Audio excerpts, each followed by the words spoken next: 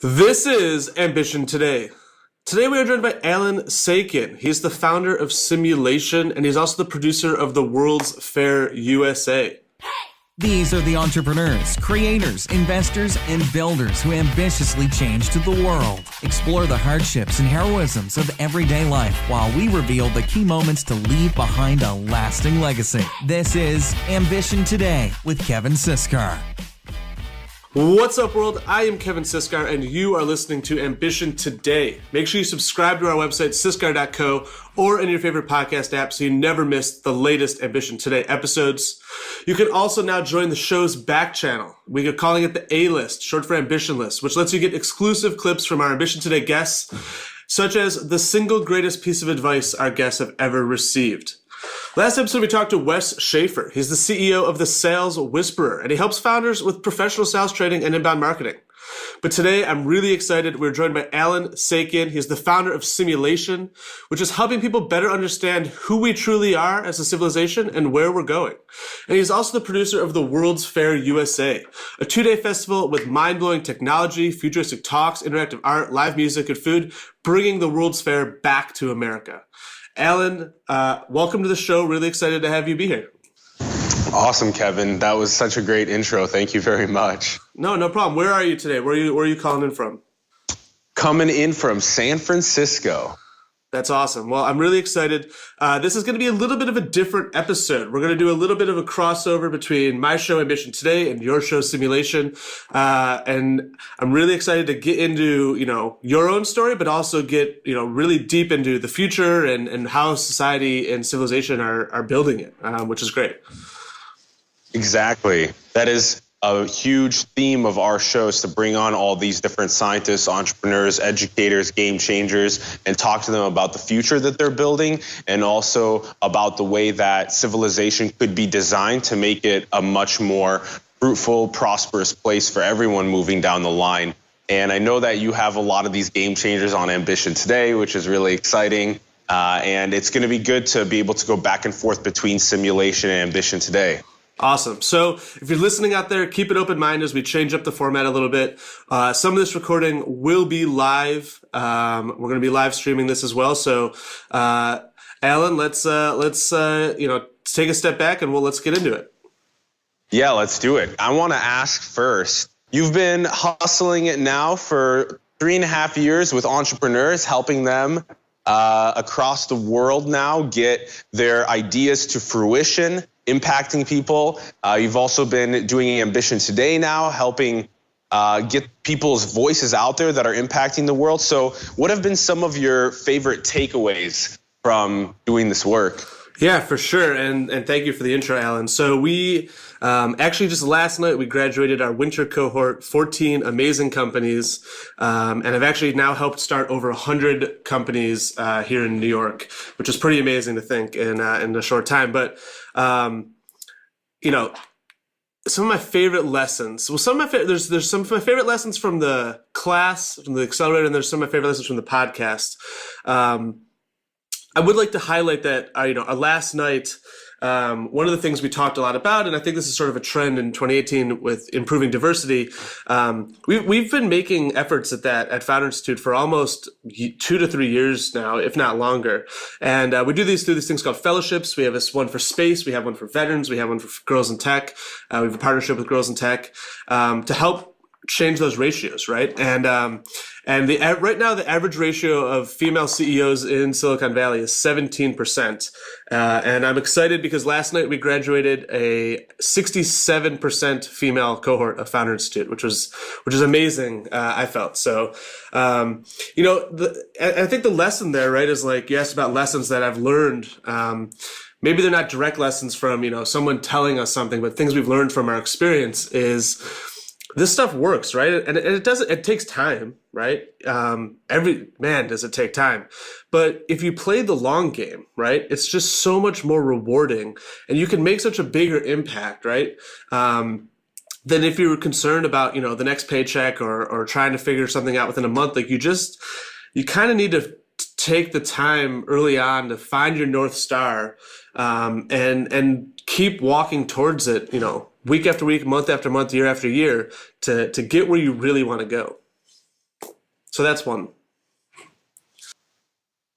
I love how the ratio now of your graduates is leaning more in the direction of female.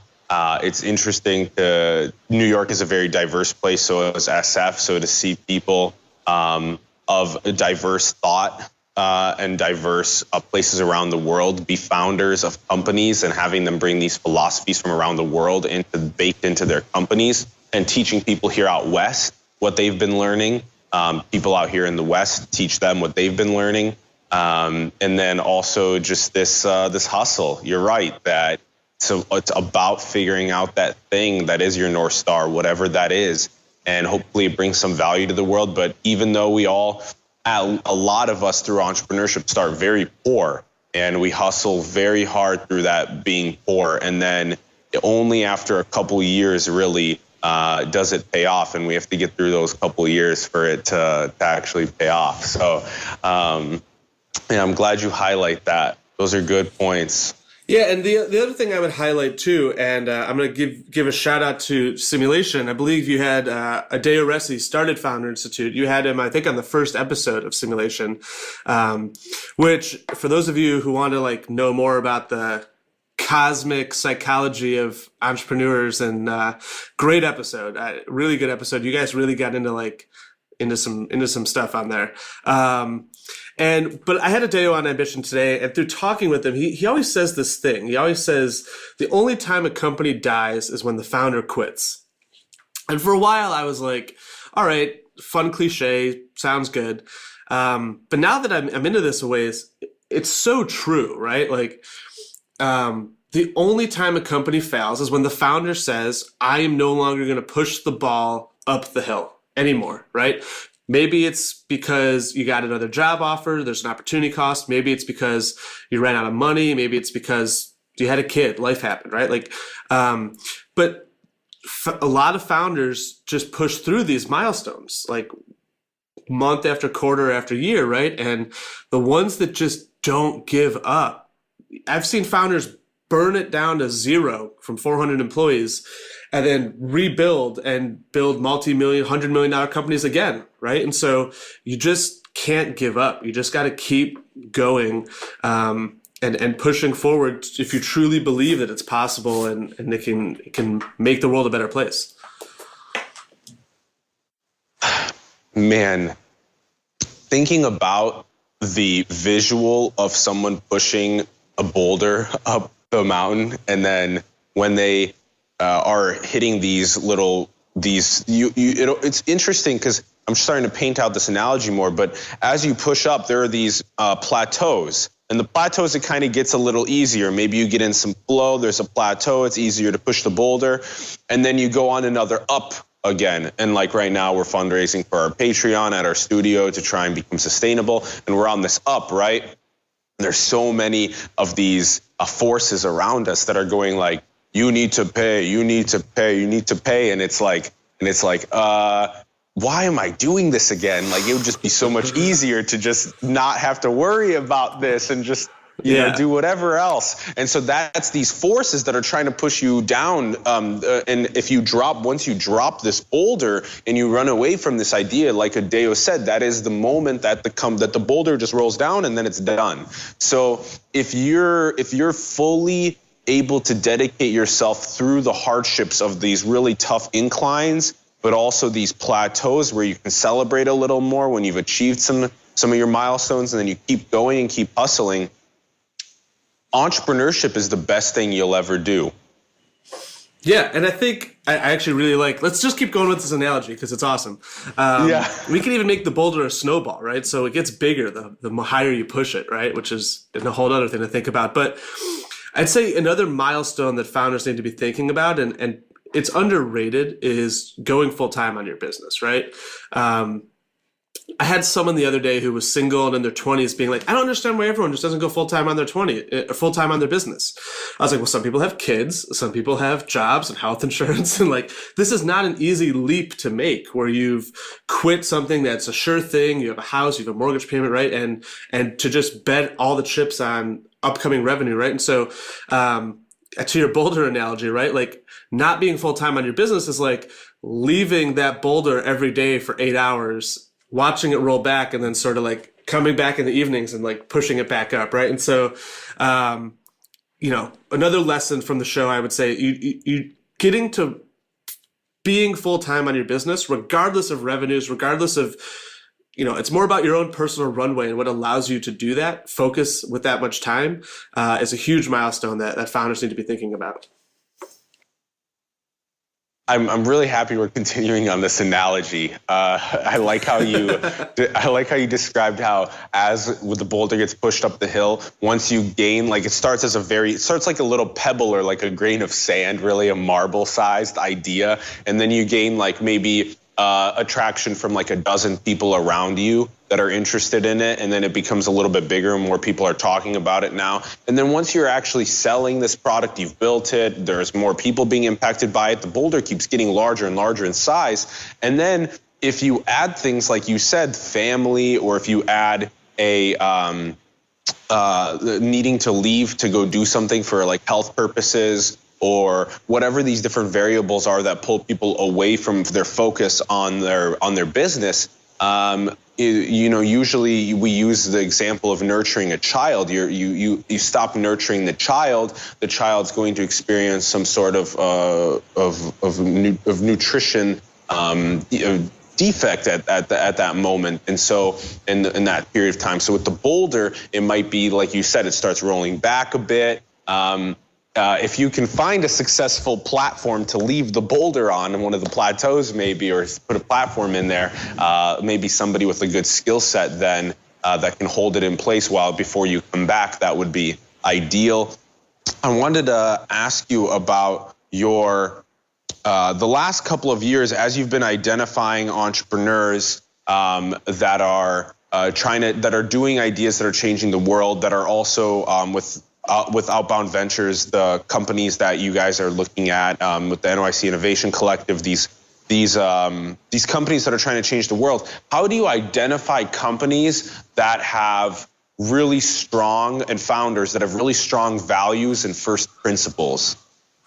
Yeah, sure. So let's take a step back a sec. How do you define values and first principles before I tell you a bunch of founders that have them?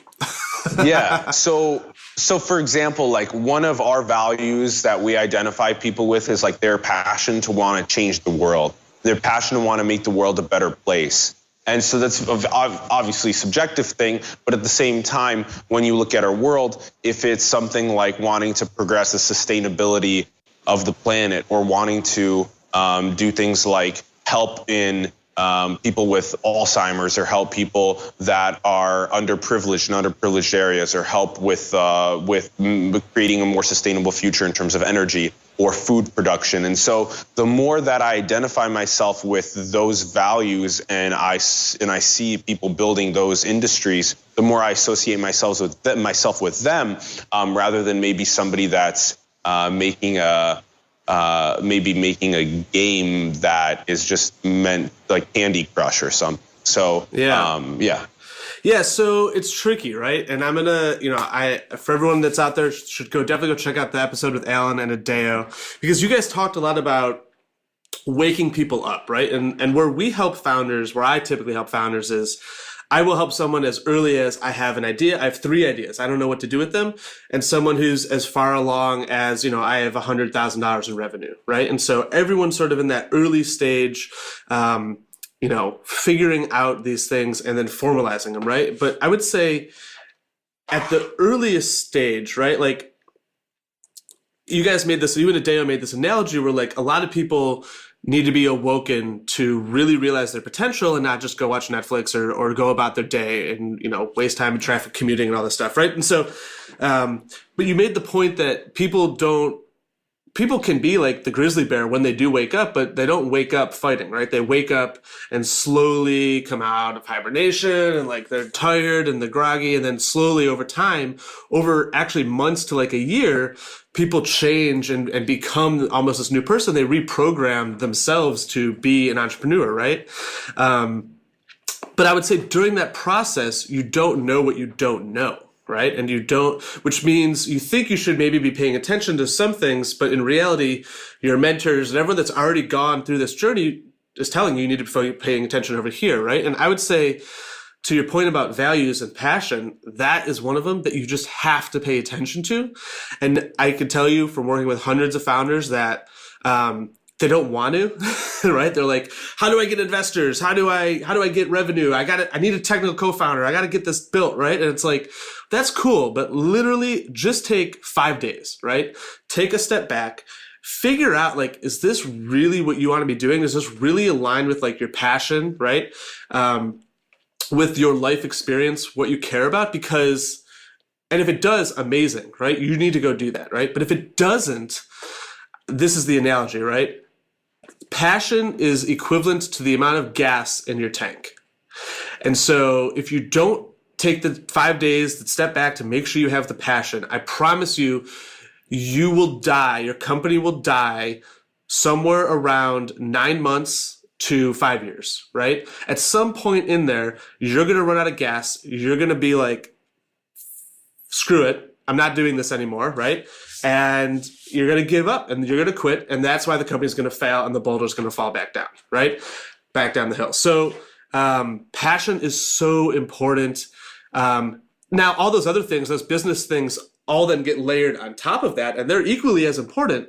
But it's like, this is the foundation and the hierarchy that you need to be thinking about, because life happens. And in those moments when life happens, what are you going to choose? You're nailing it. It's so important to go back and take a third person's perspective on what you're doing and what you're building. Because if it's not aligned with what you truly care about, like you said, so many people are just, how do I get more money? How do I get more founders? How do I get more technical development on my project? How do I get sales, venture money? We don't take a step back often enough to look back and say that, do I want to build this for the next 5 years? Because if we did that more often, then we would see potentially ourselves going, oh, maybe I want to build something with a little more impact in a different area of expertise. Or maybe I don't want to be working at this company 9 to 5. Maybe I want to take a bigger risk. Maybe I'm at a point where I'm in my mid-20s or early 30s or wherever I'm at, and I do not want to work 9 to 5 for someone else. Sometimes there's not enough people around you that are also entrepreneurs that are pushing you really hard and telling you, yes, you can. Yes, you can achieve this goal of starting a business. You totally can do it. Sometimes there's not enough people doing that. And because of that, we don't question our 9 to 5 enough. Yeah. And the reality too here is, let's say you get what you want, right? Let's say that you start this company, you didn't do that self-work, right? And it works, right? Now you're building this company for 15 to 25 years. Because it's making you a ton of money, but you're doing something you hate. And now you're just trapped in your own thing you created, right? And, that there's reasons to figure out why you just literally take the step back in the beginning and figure out if this is right for you and why you should be doing this. Yeah, I can't even begin to imagine what the boulder being like super massive. And then you're like you're like, a good way up the mountain and it's so massive boulder and you're just sitting there holding it going, why did I bring this boulder up this? Yeah, exactly. Yeah, exactly. That'd be so bad. It's so much better to know every single step along the way, why you're doing this, why you're passionate about it. For example, with what we're doing at Simulation, the reason why we're doing it is because we want to design civilization in a way that's more prosperous for everybody. And that helps us on this 1,000-year clock.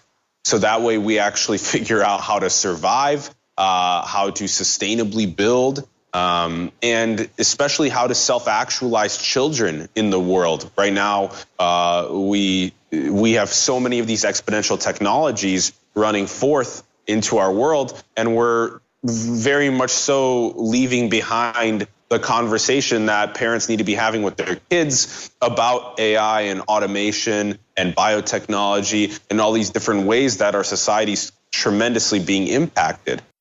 This is Ambition Today. Ambition Today is happy to partner with WeWork, a co-working space that lets you do what you love. With offices in over 140 locations worldwide, many of our portfolio founders use WeWork for the office, for their company, and they work with everyone from one-person spaces to full team offices. So check out syscar.co/WeWork to get your discount today. And Ambition Today is happy to partner with TopTall. If you're looking for software developers to help build your next product, then visit toptall.com/ambition today for a free 2-week trial with the top 3% of software developers and designers. You will own all the work, all the code from anything built during your trial. That's toptal.com/ambition today to get started now. And now back to this episode. Visit Ambition Today online at syscar.co and follow the show on social media at Ambition Today. So Alan, let's just get into it, man. Let's just do this perfect segue, right? So on Ambition Today, we like to highlight, we really start with people's childhoods, right? And we like to figure out why people are doing what they're doing, really getting into the insights. We don't honestly care what color yacht you drive now that you've sold your $100 million business, right?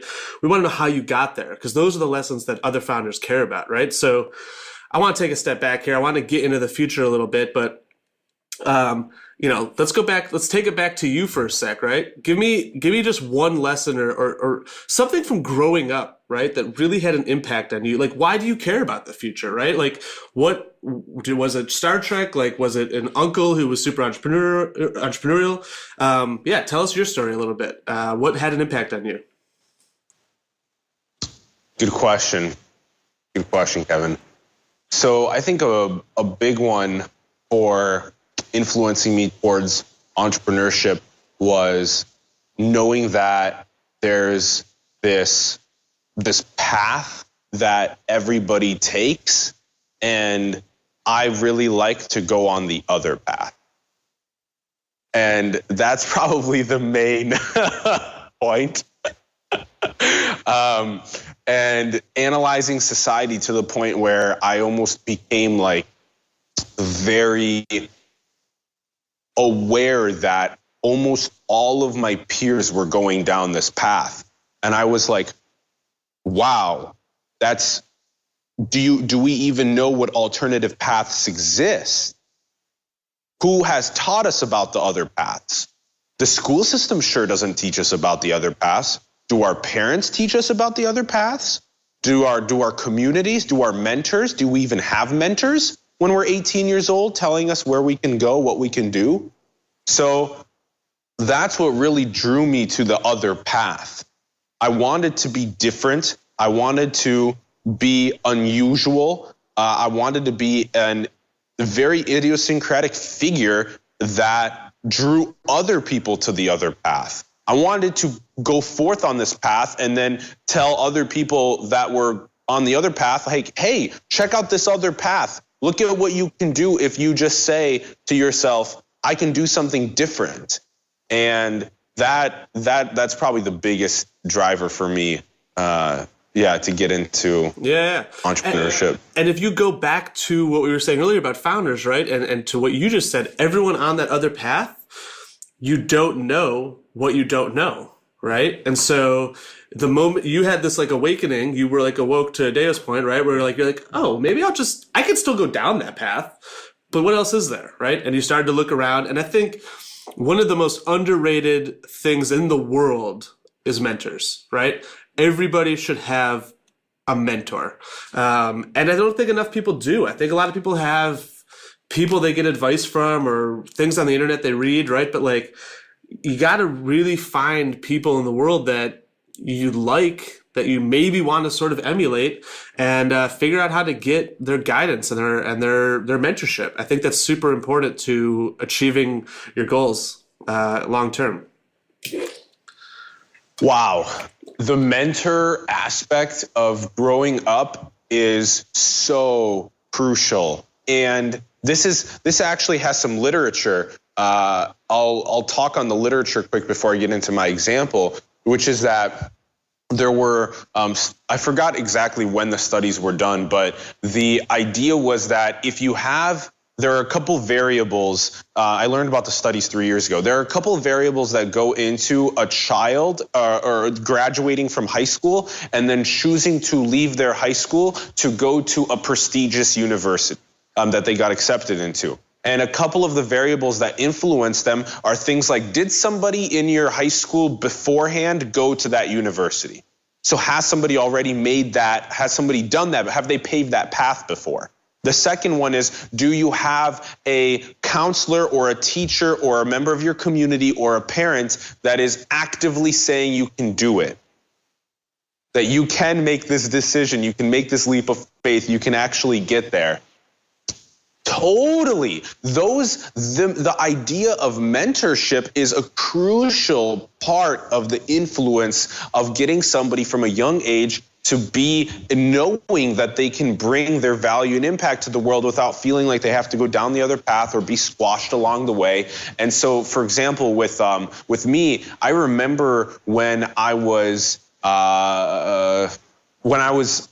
19, first moving to Silicon Valley, taking this leap of faith, one of the things that I was telling myself over and over again when I moved here was, I need to find a mentor. I need to find somebody that will take me under their wing, that will help me, because I had these Word docs full of ideas that I wanted to execute, but I needed somebody to be like, no, that's not gonna work, that's not gonna work, this might work, but you need to do X, Y, Z to make it work, go to this meetup, go meet these people. And just imagine if you have somebody doing that. That helps you so much versus you not knowing what to do, falling on your face a bunch of extra times that you don't need to. It saves so much time. And then even today, what was it, yesterday? Yesterday, I just had one of my friends, Wilson, call me, and he's a younger guy, and he's really ambitious, and he's wanting to move to Silicon Valley and impact the world, and I'm giving him advice. And last week, somebody else called me for something similar. And so this is exactly what I want to offer back to people. Well, this is exactly what we need. We need this system of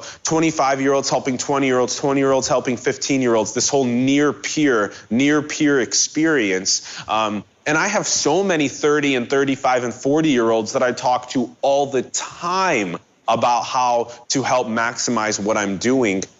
So this whole mentorship is crucial, and why don't we have this in our high school system? The closest thing we have to a mentor is our teacher in the high school system.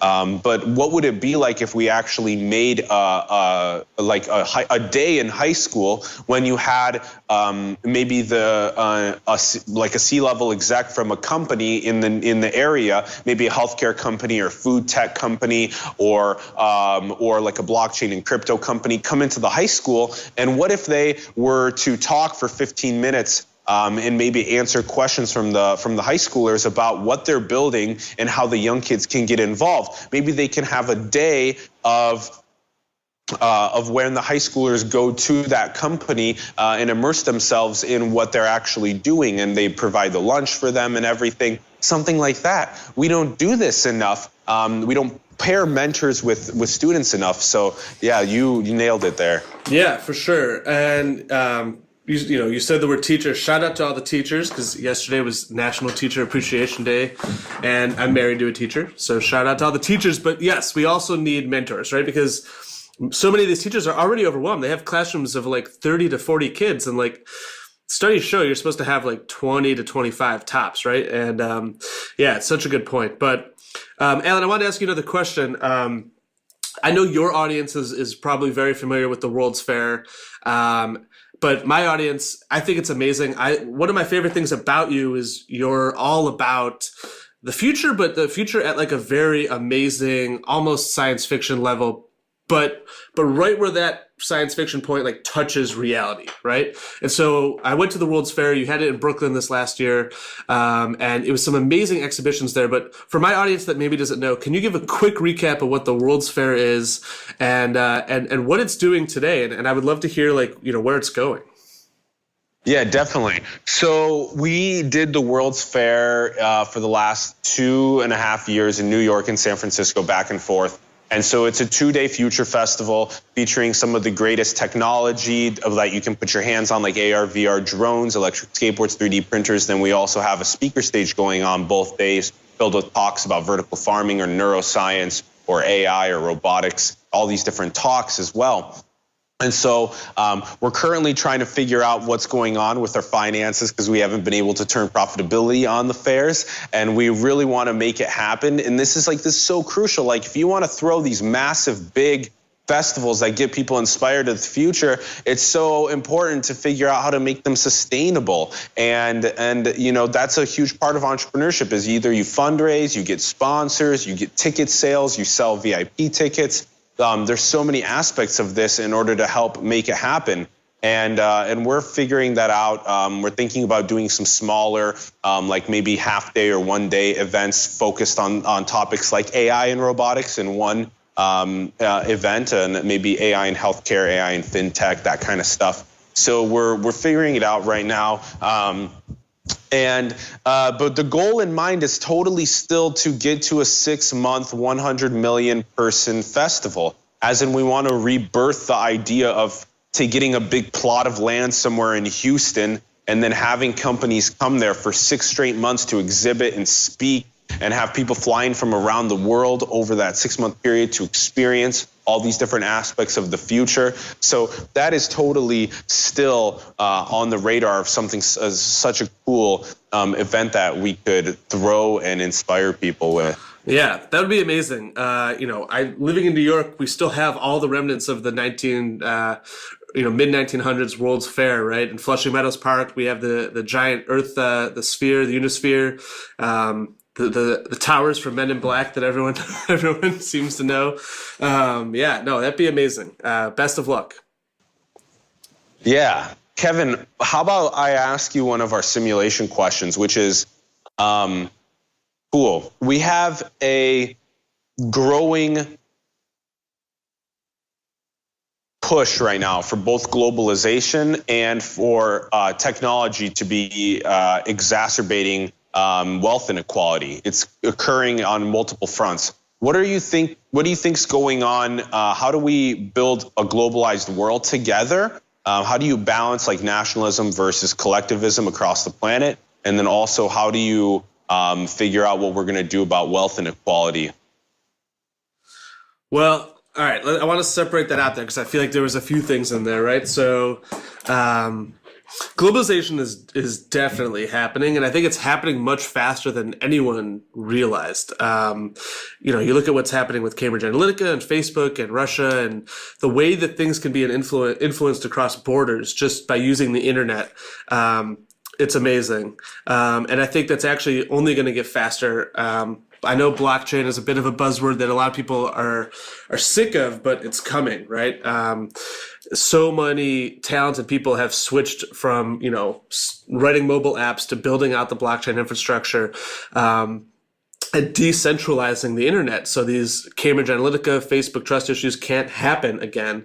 And so globalization is here to stay and probably only going to exacerbate, and the new nation borders will probably be Earth and Mars at some point in the next 100 years. But so we'll see what happens there. I mean, do you have any thoughts on globalization before we jump to wealth inequality? Yeah. Do you know that did you read 0 to 1, Peter Thiel's book? I did a few years ago. Yeah. Yeah. The idea of having the 0 to the 1 be the actual creativity or the innovation of the idea, and then the 1 to many be the globalization aspect of things. I thought that that's a really good way to put it. And I'm totally for the 1 to many, like doing that as fast as possible. There's definitely certain people that do that distribution. That's really important. But I don't think there's enough people that are working on the 0 to 1 in a way that is driven by ethics and philosophy and values and principles of building a better world. I think there's a lot of people that work on the 0 to 1 in a way that distracts people from truth. And, on the show, Ron is pushing me to be more raw and more real. And I am that. And I want to be more raw and real and not someone that hides behind an everything's positive sort of mentality. And it's just not. There's people that are distracted and I'm not, and it's not okay to globalize our world for distraction, for the attention economy. That's not fair. It's bullshit, and it's distracting people away from truth and from so many things that are so important to building a sustainable future. So we'll address that more on the show as we keep going. There's that word truth again. Truth. Whose truth? Your truth, my truth. Be careful with truth. I just want to say that we're all looking for truth. Confirmation bias, cognitive dissonance. Keep those things in mind, and no one will get hurt. At the same time, I want to say we talk about on the show truth a lot. And truth is things like the Earth being a sphere. Truth is things like the Earth orbiting the star. Truth is things like your heart beating approximately 100,000 times a day to keep you alive.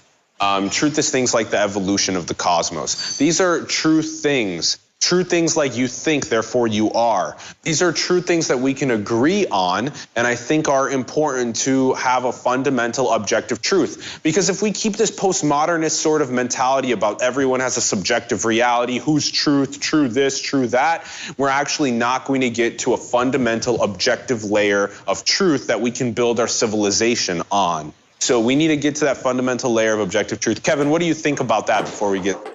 Yeah, no, I mean, I've thought a lot about this. How you transcend that gap, though, is a question, right? Like, I mean, clearly, truth equals things backed by facts and data, right?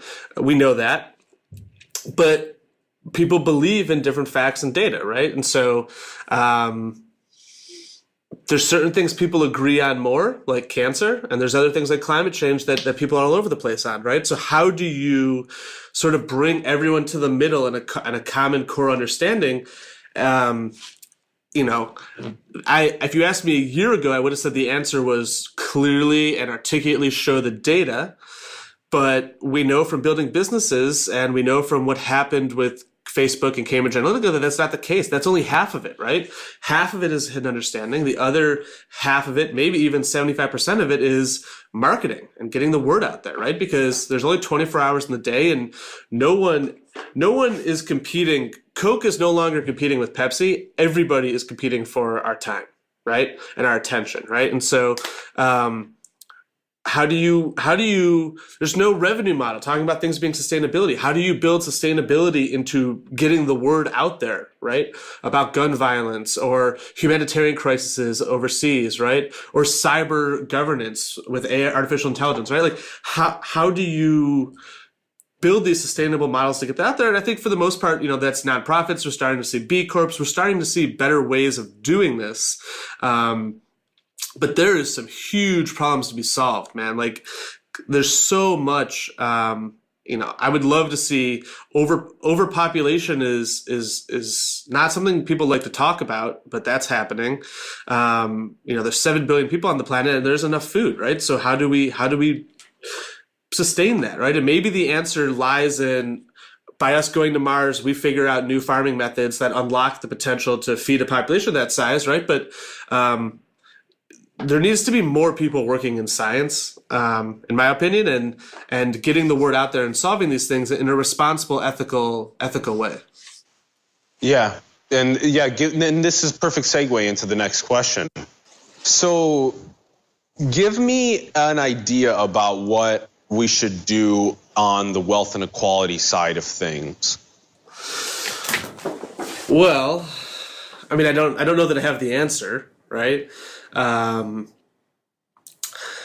unfortunately, like it's weird how this is all. It's all so connected, right? Because we're still having the same conversation, right? Because teachers don't teach it, right? You need to have mentors, but you need to have access to those mentors, right? And so if you grew up in a certain situation where you didn't have an environment that fostered those mentors, right?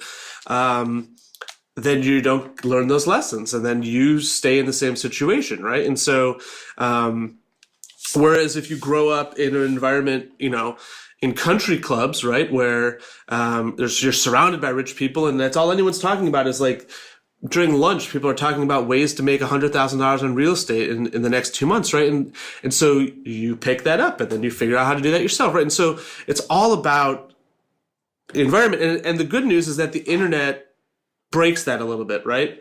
In a good way, where you can come up somewhere and follow, the reason I am in venture capital is because a guy from my hometown of Buffalo, Chris Sacca, was a venture capitalist, and I started following him on Twitter and hearing about what he was doing, and I was like, oh, this is interesting. And if he tweeted a link to an article, I would read it, right? So you can sort of start to use the internet to find ways and learn things if you're awake enough to look for other paths, right? To our point earlier. And so I think the internet will help to some extent, but then the problem that immediately comes once that happens is the bar goes up, right? Because the moment you have more people playing the game, competition gets higher and it's harder to succeed within it, right? You got more stronger baseball players, then it's going to be harder to beat the Yankees, right? And so it's a chicken and an egg problem, but I do think that the internet will help solve it to an extent.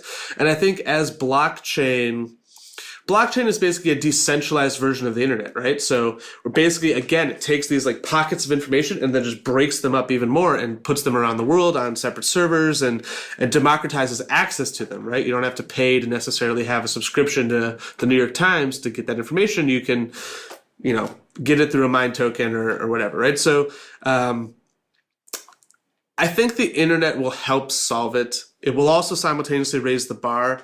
But, to your point earlier, I think people just, we need people to know that they need mentors, to get mentors, right? And we need people that are good mentors to realize that just how valuable taking a half hour of coffee to help someone else out is, right? Because this is what happens as well is if I'm really good at throwing a baseball or starting a company, right?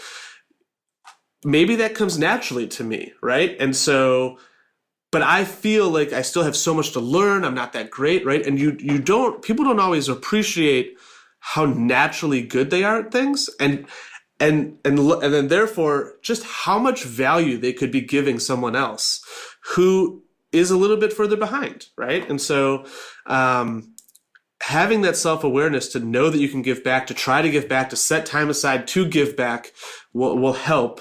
I don't know how, I'm not sure how we do that on a global scale, but maybe there's a startup idea there for someone.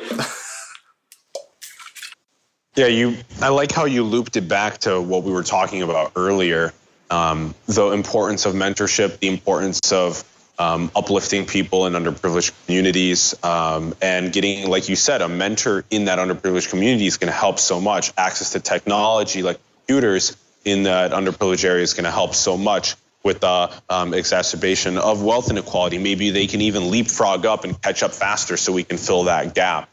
It all comes down to information and who has access to what information when.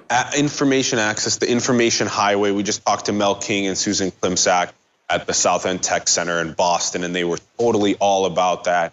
How close are you to the information highway? Do you have to drive 15 minutes or take a bus 15 minutes to get to the information superhighway, or is it right in your pocket already? So there's that. There's so much more. But how about I ask you a question and then we'll end with you. What do you think is the most beautiful thing in the world? Yeah. All right. This is tricky. So I was thinking about this as I was listening to your episode with Adeo, and it's interesting because he broke it down by time, and the bridge was the most beautiful thing today, but time was the most beautiful thing long term. I have to say, I think it's honestly just life, right? Like I got a degree in cognitive neuroscience. I help founders start companies, which is kind of people choosing the other path, and honestly, almost an extension of my degree, where I'm trying to understand how people can navigate the world in ulterior ways, right? And so, it's life, man. It's something happens before we're born, but none of us can remember it. It's just an infinite blackness. But other people can remember it. They existed during that time, so stuff must have happened, right? And then we're created, and we have a childhood, and then here we are as adults, where hopefully we're not just meandering down some path that other people told us to do. We're figuring out our passions. We're figuring out what we care about, right? We're trying to figure out how to manifest that into reality, right? Like, that's beautiful, right? Like, literally taking something that's just an idea in your head and making it real, and other people are touching it and it's helping them, right? Like, people are listening to this podcast and they're going to listen and learn from that, right? That's going to democratize the information. I'd say the most beautiful thing, it's like, it's one, it's life, but then it's two, making the most of that, right? And being able to, hopefully when we're older, look back and say, I didn't waste any of it.